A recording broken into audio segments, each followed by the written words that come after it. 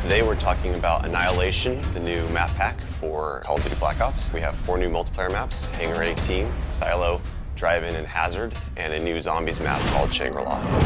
Hangar 18 is based in the highly controversial Area 51, and it has a lot of Easter eggs that play up the conspiracy theory aspect. Hangar 18 is a medium-sized map. It has a pretty classic multiplayer gameplay structure. All the paths lead through and around the hangar. It kind of caters for all game types. You've got your close quarters going through the hangar. You've also got some sniper points as well. Strategically, you want to hold down the hangar. If you can work with your teammates to really control the 4 main flow points, then you're going to dominate the map. Silo is based on a Russian underground nuclear missile silo construction site. It's probably one of the largest maps in the entire game. Silo favors players who take their time because there's a lot of flank routes and a lot of interconnecting paths. So players who are smart and use decoys and pay attention to the mini-map are going to be more successful. You can't really stick around in one place for too long because you're going to get shot from multiple angles. You really need to learn how to play the map, how the paths flow, and you need to stay on the move.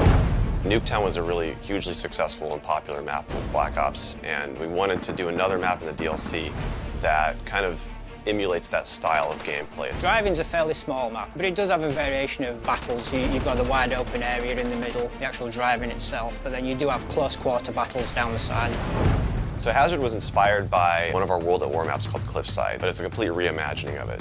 We've actually turned it into a golf course. It's a great level. Hazard is probably one of the only maps in the game that focuses almost exclusively on long-distance engagements, and the long-range snipers and LMG gunners and assault rifle guys are going to have an advantage. You're definitely going to want to avoid the fairway if you're not a sniper and stick to the edges of the map where there's some more intense choke points and medium-range engagements.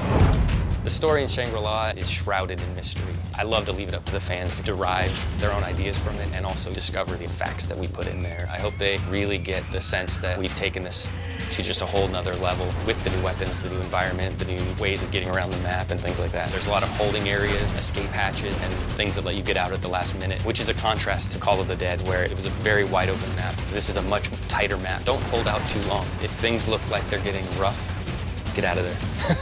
It's time to go. With Annihilation, we had a goal that we really wanted to push the visuals in all the maps. Each map feels very unique from one another. They feel like the kind of maps that you just want to spend a lot of time in. Annihilation hits Xbox Live Marketplace on June 28th.